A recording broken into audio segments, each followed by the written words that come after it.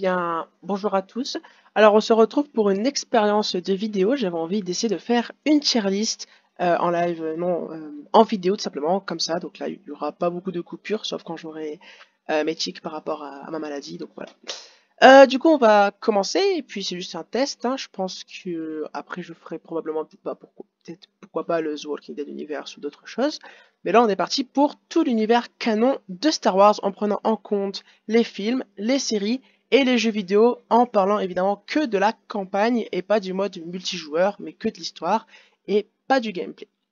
Alors, j'ai essayé de faire un peu par ordre chronologique. Je crois pas que ce soit exactement ça, mais c'est pas grave. On s'en fout. Voyez, hop, j'ai mis Boba Fett après euh, Star Wars Resistance. Alors que voilà. Ok. Alors, du coup, on va commencer avec Star Wars 1, La menace fantôme. Pour moi, c'est un film de Star Wars qui est très très bien, excellent. La première fois que je l'avais vu, j'avais un peu de réticence, tout simplement parce que je trouve qu'en fait, si on regarde ça pour commencer Star Wars, ça va pas nous faire kiffer Star Wars. Mais si on regarde ça, parce que moi quand j'ai regardé Star Wars, j'ai pas regardé dans l'ordre, hein. J'ai regardé le 3, le 2 et le 1. Je l'ai fait par ordre décroissant, pas par ordre croissant. Donc moi du coup j'avais beaucoup kiffé le 1 parce que je savais ce qu'il était devenu et donc j'adorais voir pourquoi, comment il en était arrivé là, on va dire. Mais si on le prend dans le sens normal, je suis pas certain que ça puisse plaire à des néophytes et des choses comme ça de base, parce que le film est quand même très très lent et d'un côté un côté visuel, bon c'est toujours mieux que le 4, 5, 6, hein, mais ça gêne un peu. Donc pour moi, Star Wars 1, vraiment, c'est un good, mais pas excellent non plus, comme je disais, surtout si on le regarde en premier, mais il est quand même très bien à lui tout seul. Après, ce serait peut-être bien de le moderniser un peu. Après, on arrive à Star Wars, l'attaque des clones. Alors là, il n'y a rien à dire. L'histoire d'amour entre Anakin et Padmé, Geonosis, le complot avec Sifo Dyas, Doku et Obi-Wan sur Kamino. Le film est excellent. Bon, il y a peut-être, c'est vrai que tout le début, lors de la course-poursuite sur Coruscant, c'est peut-être la partie du film que j'apprécie le moins. Mais tout le reste, j'adore et je kiffe. Et les effets spéciaux, je trouve que là, il y a eu un level beaucoup mieux que celui du 1. Et pour moi, Star Wars 2, c'est dans le top 5 des films Star Wars. Ensuite, on arrive à Star Wars The Clone Wars, le film. À l'époque où je l'avais vu avant de regarder la série The Clone Wars. Et j'avais découvert Ahsoka. Et si ce film-là, il est très bien, enfin, si j'aime le film, c'est grâce à Ahsoka. Parce que en lui-même, le film, techniquement, il est très vieux, il est dépassé, même si c'est de l'animation, etc. Il est quand même très, très vieux. On voit les animations et tout, bref, etc. Politiquement, bah, c'est comme The Clone Wars, hein, ça reste un peu des trucs d'enfants, surtout qu'en plus, dans le film, ils mettent en perspective le fait qu'ils puissent utiliser l'espace des huttes, mais que c'est jamais visualisé, montré ou ce genre de choses. Donc, concrètement, on ne sait pas ça rime à quoi en lui-même, donc c'est un peu compliqué de s'y référer.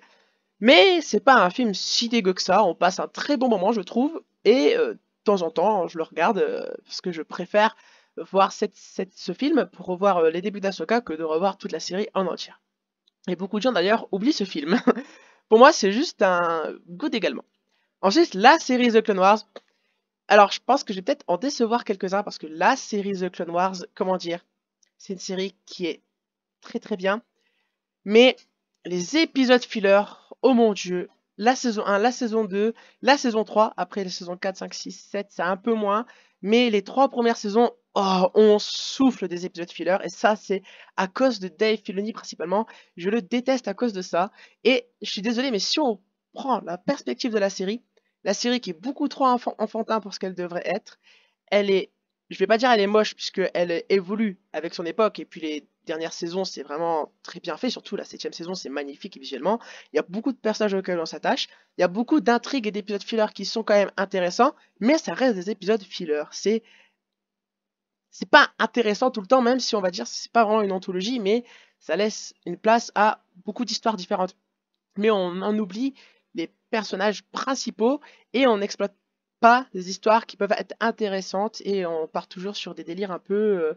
Par exemple, l'épisode des droïdes, l'épisode avec le gâteau, l'épisode avec la femme de Jar Jar Binks, etc. C'est, on va dire. Voilà. Alors, les gens ils disent c'est une excellente série, mais c'est que pour la nostalgie. Et moi, j'ai découvert la série après qu'elle était finie. Je l'ai découverte en 2020. La saison 7 n'était pas encore sortie. Donc oui, moi, quand je l'ai regardée, j'étais en mode comment les gens aiment ça. Après, enfin, comment les gens aiment ça. C'est très bien, mais on va dire c'est pas la meilleure série Star Wars, c'est loin de l'être, quoi. Pour moi, c'est juste dans good, also good, mais euh, juste dans bien ou très bien, mais je vais plus la mettre dans très bien, puisqu'il y a quand même énormément d'émotions. Ahsoka, bon, c'est Ahsoka, et beaucoup de batailles intéressantes comme Rylot, Umbara, Geonosis, la deuxième bataille, etc. Donc moi, c'est là.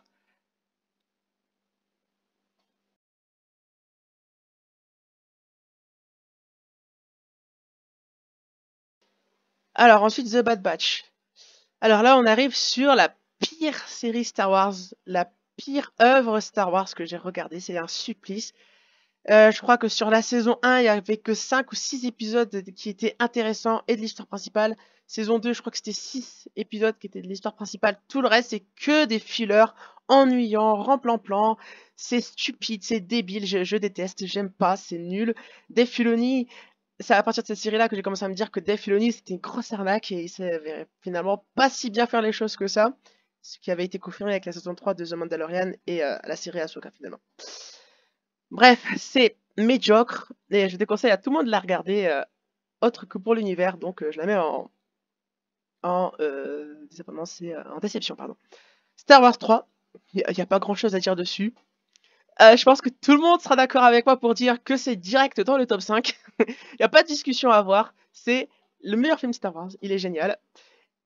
Allez, on va dire qu'il y a de la concurrence avec Rogue One, OK, au niveau des émotions, mais bon, c'est l'un des meilleurs films Star Wars, quoi, top 5, allez hop, rien à dire, il est génial.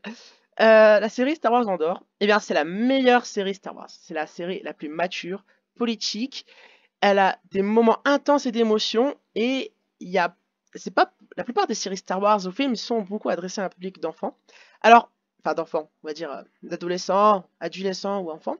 Et là, voir cette série-là qui s'adresse à des gens, on va dire beaucoup plus intelligemment, ça fait énormément du bien. C'est un renouvellement. Et honnêtement, on ne pouvait pas s'attendre à moins bien de la part du réalisateur de Rogue One.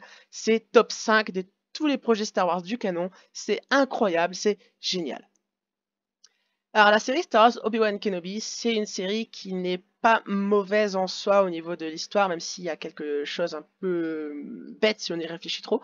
Comme par exemple, pourquoi Bail Organa appelle forcément Obi-Wan Kenobi pour sauver sa fille, au lieu de le dénoncer à l'Empire pour que l'Empire aille sauver sa fille, ou alors d'engager des chasseurs de primes.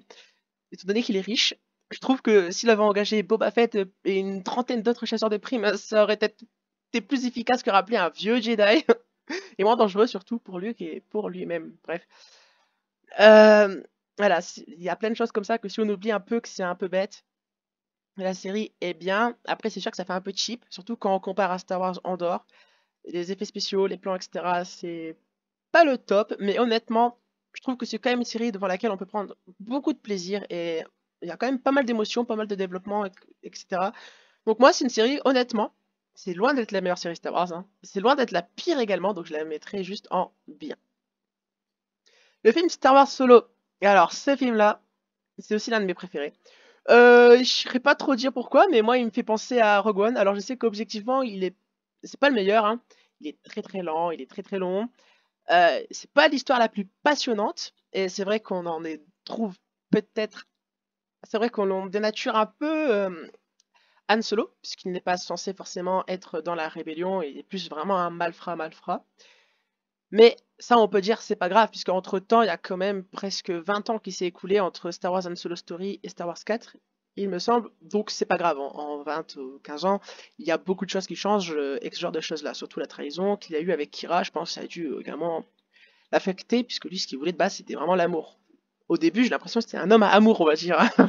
Il rêve de l'amour, quoi, au début, j'avais l'impression. Mais à lui tout seul, sans avoir une intrigue forcément galactique, interspatiale, etc.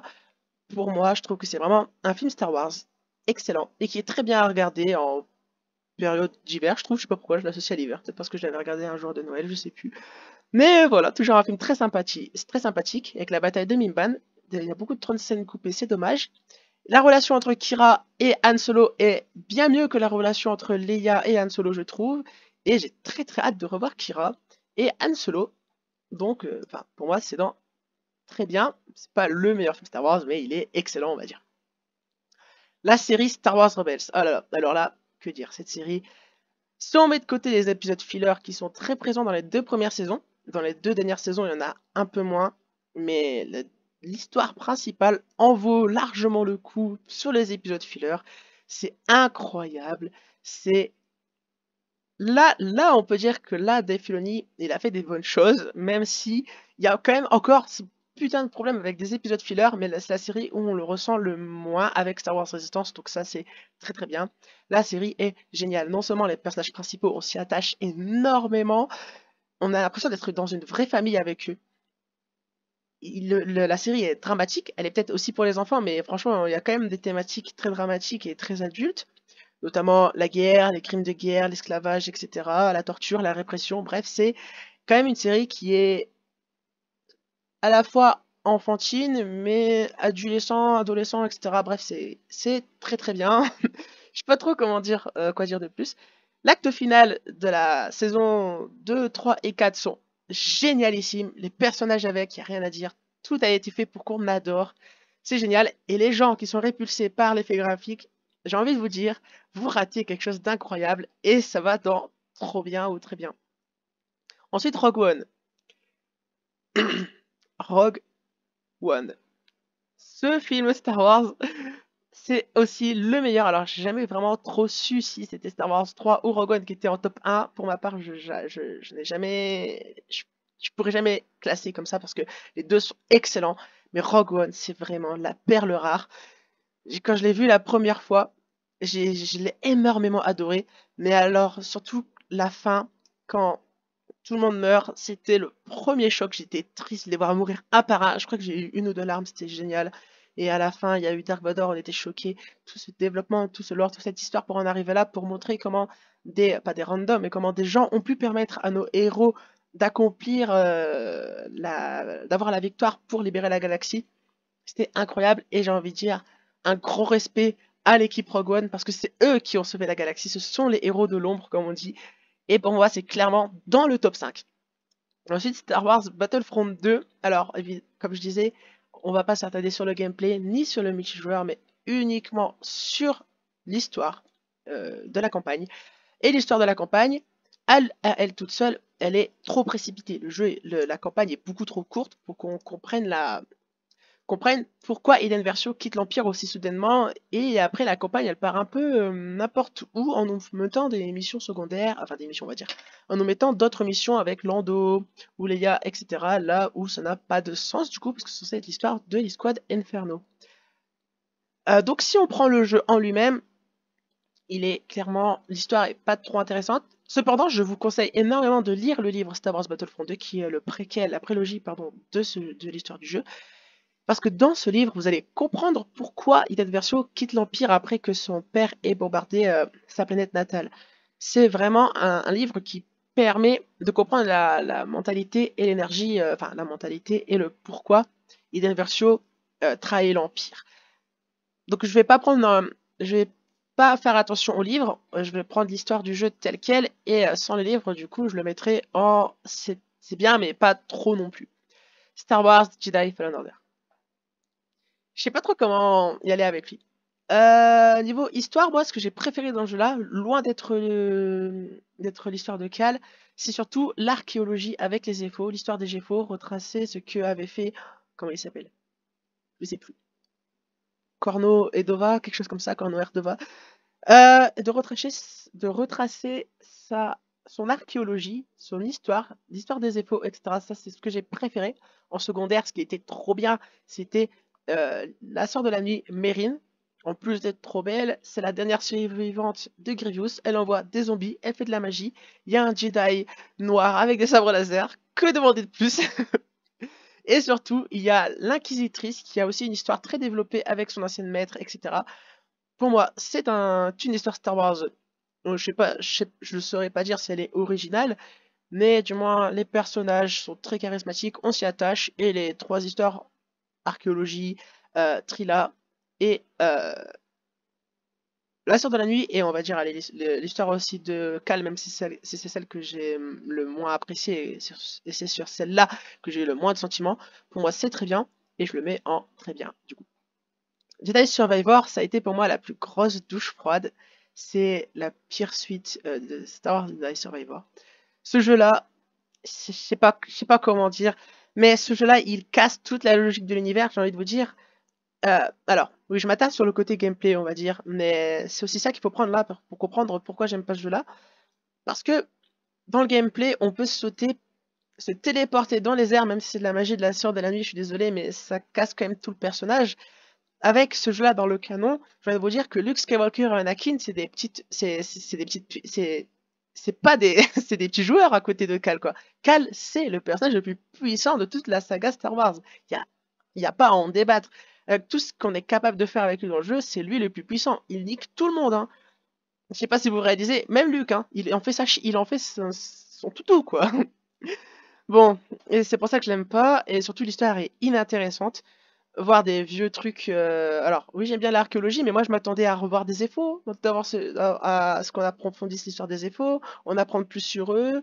Alors, le seul truc que j'ai trouvé bien dans Survivor, c'est l'histoire du passage qui fait un raccord avec la série Obi-Wan Kenobi et l'intervention de l'Empire et de Dark Vador, etc. Et quand Cere meurt, j'ai eu beaucoup de ressentis. Effectivement, j'étais triste aussi avec Cal. J'ai aimé la trahison de Bod. Je trouve que c'était vraiment inattendu. C'était waouh. Je sais pas si on peut dire tiré par les cheveux, mais waouh, très inattendu et c'était très sympa. La fin est cool, mais, mais tout ce qui tourne autour de l'ancienne République et de Cal, généralement, c'est nul, quoi. C'est inintéressant, donc je le mets dans... C'est ok. Ok, pourquoi? Parce que j'aime quand même y jouer, ça reste un jeu Star Wars, mais il faut essayer de l'imaginer pas dans le canon, parce que sinon c'est débile. Star Wars 4. Moi, c'est un film avec lequel j'ai du mal. Il est beaucoup trop vieux. L'histoire est très... Voilà, hein. Allez, on va dire original peut-être par rapport à l'époque, mais si on regarde la canon de maintenant, c'était vraiment pas original. J'ai vraiment pas aimé le regarder. Je crois que je me suis repris à 2 fois pour le regarder. Les effets spéciaux, je souffle. J'ai envie qu'ils en refassent un remaster, pas un remake. J'ai bien fait attention à mes mots. Pas changer l'histoire, mais un remaster, voilà. En 3D ou peu importe, je m'en fous. Et ouais, peut-être améliorer la VF, etc. pour que ce soit mieux, mais bon, actuellement, c'est vraiment l'un des pires films de la saga si le 9 n'existait pas. Donc je le mets en c'est ok. Star Wars 5, bon, c'est toujours le même problème avec les effets spéciaux, etc.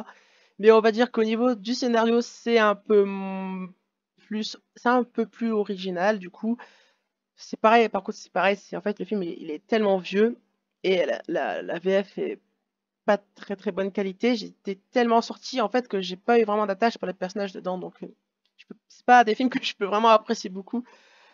Donc, je sais pas. Je le mettrais en. Puis les combats de sabre sont ridicules, quoi. Ouais, faut pas se mentir. Donc, ouais, moi, je le mettrais dans c'est ok aussi. Star Wars 6, bah, c'est les mêmes problèmes. Après, je prends un peu plus de plaisir avec Star Wars 6 que le 5, parce que dans le 6, l'arc de Jabba, moi, je l'aime beaucoup, et l'arc de Ender, je l'aime beaucoup, et puis surtout beaucoup plus dans les paroles, etc., entre lorsqu'il y a la bataille de Yavin, la confrontation entre l'empereur Dark Vador et Luke, qui remonte un peu l'œuvre. Pour moi, ça me fait, je sais pas si on peut dire original, mais si, allez, je vais dire ce mot-là, c'est un peu plus original que le 5, donc pour moi, je le mets en, il est très bien, c'est mon film préféré de la trilogie de base. Star Wars The Squadron, pour l'histoire, donc si on prend pas en compte le gameplay, évidemment. L'histoire est super intéressante. Elle nous montre à la fois la Nouvelle République et l'Empire Galactique dans leur guerre bah, du coup, pour le contrôle de la galaxie, dans une histoire de super armes, etc. Et je trouvais ça super intéressant. Après, les personnages sont plutôt anecdotiques, hein. Mais enfin, des deux côtés, on va dire, quand tu t'attardes un peu sur leur motivation et que tu leur parles un peu, ils ont tous on a tous un peu une petite attache pour eux, etc. Même si les Impériaux, c'est des fascistes, hein, mais bon, c'est pas grave. J'étais très déçu d'une chose, par contre, dans le jeu, c'est que à la fin du jeu, comment il s'appelle? Je ne sais plus, je crois que c'était Lyndon, c'est ça? Il survit. Et je trouve que non, en fait, fallait laisser mourir, fallait le laisser se sacrifier, ça aurait eu beaucoup plus d'impact. que de le faire survivre. Bon, alors ça pour le coup c'était ma seule déception au niveau de l'histoire. Sinon je trouvais qu'elle était très bien, on y revoit Hera Syndulla, c'est cool, un petit clin d'œil. On y voit la rivalité entre Kirill et Lyndon, et là où ça, on va dire, ça pète, c'est lors de la bataille de Najiri, etc. Et un peu avant aussi, en fait, on va dire, au niveau de la bataille des abysses. La campagne, mine de rien, moi je crois que j'avais pris 2 ou 3 heures à la finir. C'est pas mal. Je crois que j'avais pris 16 heures pour finir Titan Fallen Order, et j'avais pris à peu près pareil, 15-14 heures pour finir Survivor. Et à Battlefront, je crois que j'avais fait en 2 ou 1 heure aussi, je ne sais plus. Bref. Pour moi, c'est en très bien, j'aime bien. Ok. The Mandalorian. Alors, The Mandalorian, euh, pour moi, c'est une série que j'ai jamais vraiment aimée à fond. Moi, j'ai découvert Star Wars justement quand j'ai commencé à regarder Star Wars. Quand j'ai découvert Star Wars, c'était en 2020, en 2019, je sais plus. Et c'était pile poil où la saison 1 était sortie quelques mois ou quelques semaines avant, je sais plus. Et j'avais regardé donc, c'était ma première série Star Wars. J'avais regardé avant Star Wars The Clone Wars, avant Star Wars Resistance, avant Star Wars Rebels. Oui, c'était ma première série Star Wars. J'avais beaucoup aimé, même si je comprenais rien, hein, à ce moment-là, je comprenais rien à ce qui se passait. Je l'avais regardé avant la trilogie originale, donc je comprenais rien. Mais c'est pas grave, je regardais, j'avais beaucoup apprécié la relation, ça faisait un peu un côté western. Et à ce moment-là, aucun filler m'avait dérangé parce que pour moi c'était juste une aventure. Et c'est vrai que de toutes les séries Star Wars, c'était celle dont les fillers me dérangent le moins avec Résistance. Surtout pour la saison 1. Et voilà, pas grand chose à dire. Puis après la saison 2 elle est sortie, c'était incroyable. Bon, il y avait un épisode filler avec des grenouilles, bon, rien à foutre, mais bon, c'est pas grave, je sais pas pourquoi ils l'ont foutu là. Mais bon, à part cet épisode-là, c'était génial, c'était trop bien. Les effets spéciaux étaient incroyables, l'histoire était incroyable. Euh, Après, c'est pas la meilleure série du monde, hein, c'est pas la meilleure série Star Wars, loin de là, mais c'était trop bien pour Star Wars, c'était génial. Et après, la saison 3 est sortie, douche froide, c'était... Je sais pas s'ils avaient changé de... Parce que je sais que dans la saison 1 et 2, il y avait beaucoup plus de Jon Favreau que Dave Filoni. Là, on a beaucoup plus Dave Filoni que Jon Favreau, et ça se ressent. C'est pitoyable la saison 3. Je suis désolée. S'ils avaient voulu faire une bataille sur Mandalore, ils auraient dû y mettre beaucoup plus de sérieux et pas des épisodes fillers avec des pirates qui servent à rien juste pour introduire une autre série Star Wars Skeleton Crew dont tout le monde s'en fout plus ou moins. Bref, c'est pas grave. Mais à cause de cette saison 3 et de ces épisodes fillers, je suis désolée, mais cette série est loin d'être géniale. Et c'est vraiment un gâchis de tout le potentiel qu'elle aurait pu avoir. Surtout faire revenir... excusez-moi, en plus, j'étais en train de me dire, j'allais dire faire revenir Grogu dans cette série. Mais non, c'était dans Boba Fett. Voilà, donc je vais pas le dire, donc ça on en aura plus tard. Mais du coup, c'est une série Star Wars qui est vraiment une déception et c'est navrant. Ahsoka. Alors, si vous avez vu ma critique sur Ahsoka, vous savez très bien ce que j'en ai déjà dit. Pour faire en bref, c'est nul. Ça aurait pu être génial. Il y a beaucoup de points positifs, effectivement, beaucoup de bonnes idées, mais à chaque fois, c'est mal mis en scène, à part, allez, épisode 1, 2, 3, 4... L'épisode... En fait, la série, elle est bien, elle a le potentiel d'être géniale, mais ils ont donné ça à Dave Filoni, et c'est ça qui la rend pitoyable. Voilà, s'il avait donné à un vrai réalisateur, un vrai scénariste, pardon, et réalisateur aussi, ça aurait été incroyable. Et s'ils avaient changé d'actrice aussi, parce que, désolé, mais Rosario Dawson, elle est nulle, pitoyable. Par contre, l'actrice jeune qu'ils ont pris pour Ahsoka, elle était bien. Quand je l'ai vue, je me suis dit, ça, c'est Ahsoka. Mais Rosario Dawson, elle est nulle. Et faire revenir encore Anakin pour du fanservice, je suis désolée, mais c'est bon, évoluer un peu, développer, et en plus, cette série ne parle pas d'Ahsoka. C'est plus... Ils auraient pu tout simplement l'appeler Star Wars New Republic ou Star Wars Le Retour de Throne, quelque chose comme ça, mais il n'y a rien qui parle vraiment d'Ahsoka. Je vois pas pourquoi la série porte son nom à elle spécialement. Mais c'est pas grave, la série est là, elle est, on va dire, pas, elle est pas géniale, mais elle se mange quand même, elle s'apprécie quand même, si on n'y cherche pas trop loin, on va dire, c'est un peu le problème avec Dave Filoni, et avec 6 ou 7 épisodes, je ne sais plus, mettre des épisodes de filler où rien n'avance, l'histoire n'avance pas, il n'y a que de l'action, c'est nul.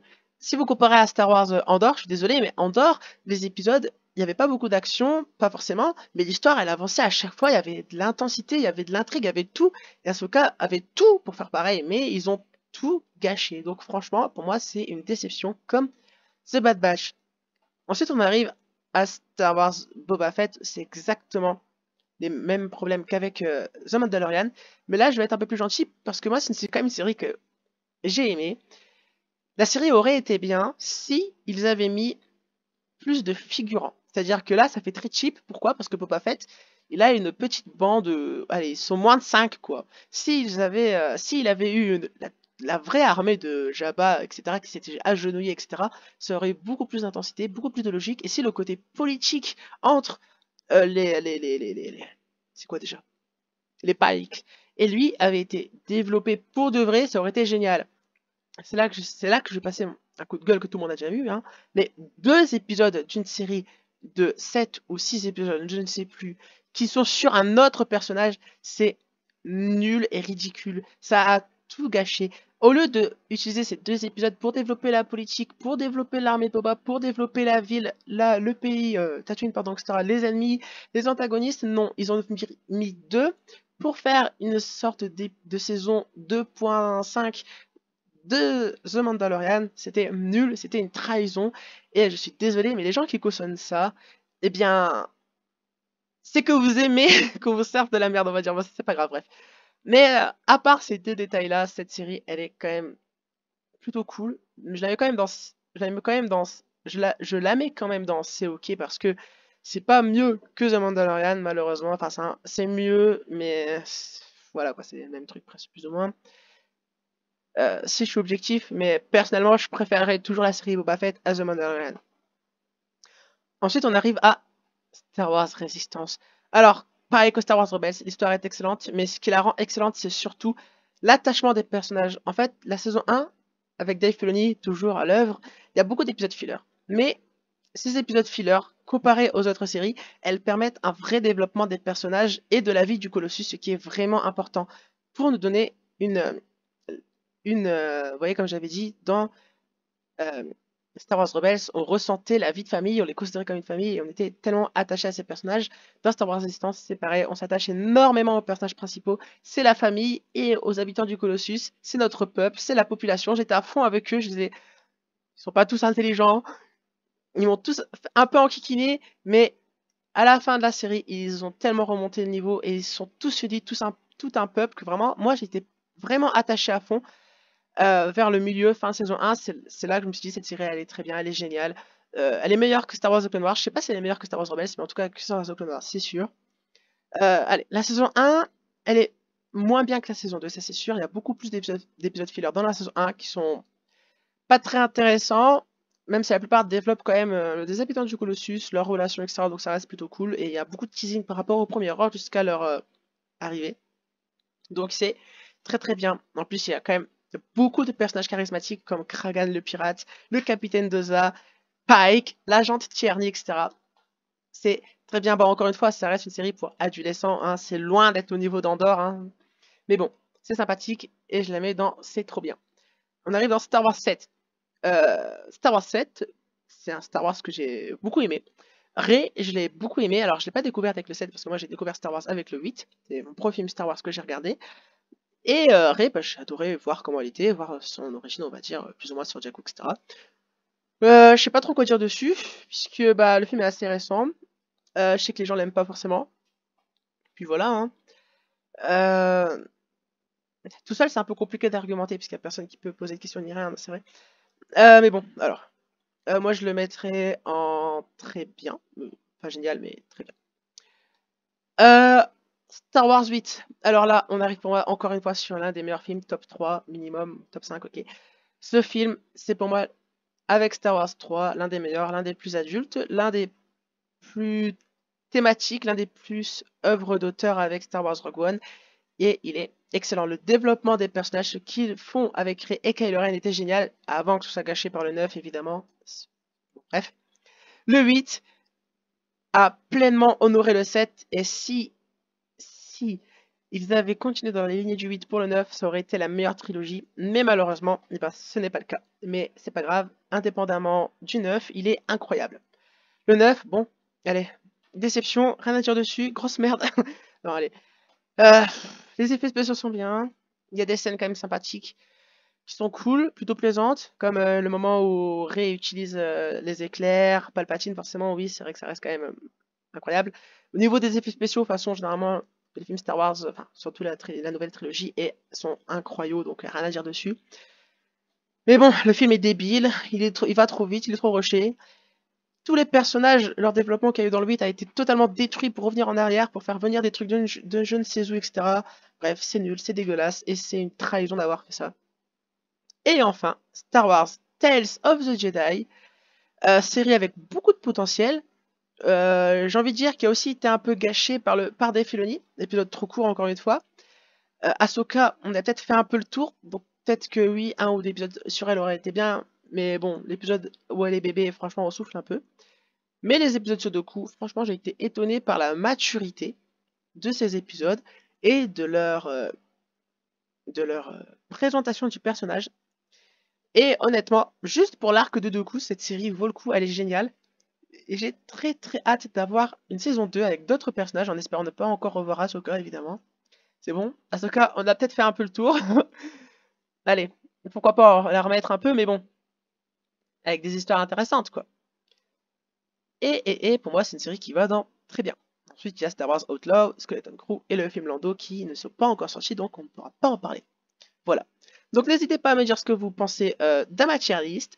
N'hésitez pas à me partager la vôtre sur mon Discord ou sur les réseaux sociaux en m'arrobasant, il n'y a pas de souci. Moi, je vous dis à plus sur de prochaines vidéos. Et alors, si jamais, je pense que je ferai peut-être d'autres vidéos comme ça sur The Walking Dead ou Resident Evil ou ce genre de choses. Et moi, je vous dis à plus pour de prochaines vidéos. Bye bye.